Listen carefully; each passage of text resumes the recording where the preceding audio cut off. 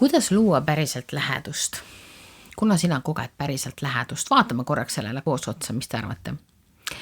Näiteks, kui üks räägib aiast, teine räägib aia august, lähedust ei ole. Kui üks kogeb viha, teine kogeb kadedust näiteks või rõõmu, siis lähedust ei ole. Kuna me kogeme päriselt lähedust?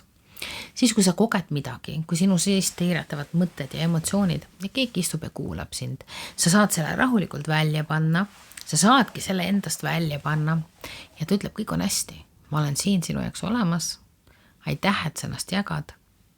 Ja sinus endas ei ole vastureaktsiooni, ta võib isegi ütelda, et ja ma tunnen, et keegi mind ei armasta ja sa istud selle, sa tunned, aga ma armastan sind ja sa ei, kuidas keegi sind ei armasta, mina ju armastan sind. Aga sul ei ole siukest reaktsiooni, sa saad olla tema jaoks päriselt olemas, siis see ongi tegelikult loobki lähedust.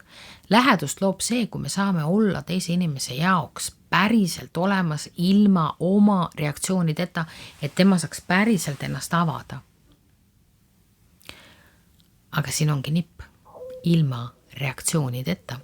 Kas sina saad täna olla ilma reaktsioonideta? Oi jumal, kui kaua aega mul see võttis. Lastega oli mul väga lihtne, aga kui mees asjad välja pani, siis mul tekkisid ikka tõsised reaktsioonid, et siin ma pidin vabastama emotsiooni kämbriga, selleks, et olla ka oma mehe jaoks olemas. Aga emotsioonide vabastamine töötab ja seda tegelikult teadlikum ema mentorlus õpetabki. Kui sa tahad, siis ma olen sinu jaoks olemas, et ka sina saaksid luua oma ellu päriselt lähedasi suhteid. Teade, surmahetkel ongi see, mis tegelikult loeb.